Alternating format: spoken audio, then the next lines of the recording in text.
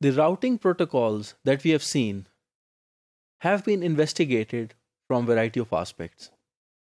Now we are interested in determining the user perspective defined in terms of the quality of service, which is a kind of service level agreement between the user and the network.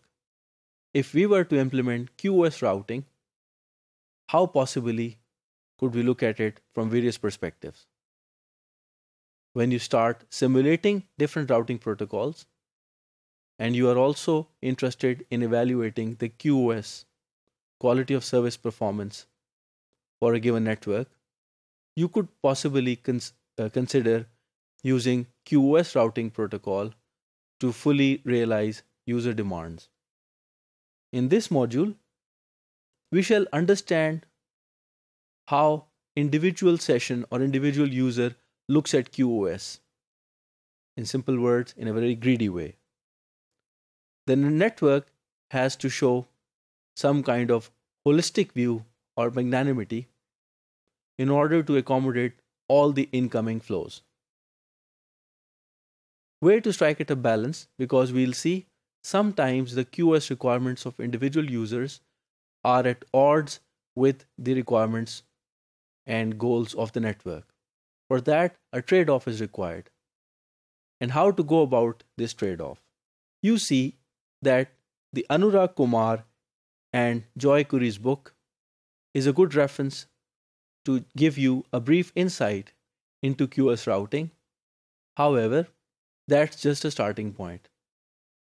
When you get further into the details, you'll understand that Internet Engineering Task Force and IEEE have dedicated their working groups and their research groups to investigate QoS routing both on LAN and on WAN. The QoS routing from a single user, single stream perspective is simple. That is, a single stream comes with a given bandwidth requirement, delay constraints. So when a stream or a flow is admitted into the network, the job of QoS routing is to find a good route, in fact, the best route to serve the session. But from a network operator's point of view, which takes a wider and more holistic view, the objectives would be at times in conflict with the individual flow's requirements. For instance, there could be a goal to minimize the total bandwidth consumed so that, as we said earlier, spare bandwidth could be maximized to accommodate more number of flows. And as I said earlier, the maximization of the spare capacity implies more users and hence more revenue. The trade-off between individualistic and comprehensive QoS requirements could be met either end-to-end or hop by hop. QoS routing is implemented in both these through two well-known models, first called the integrated services model and the later one called the differentiated services model. First, in the integrated services model, a kind of virtual circuit or switched datagram service is used, similar to ATM or frame relay.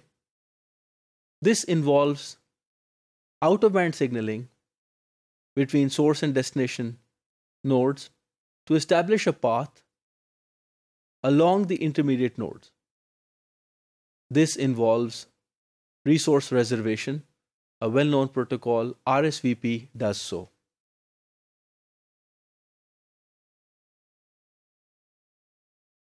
As the second instance, differentiated services handles the QoS routing requirements on a hop-by-hop basis. Differentiated services provides some common classes of service which are associated with two very important router functionalities, that is drop precedence and queuing behavior.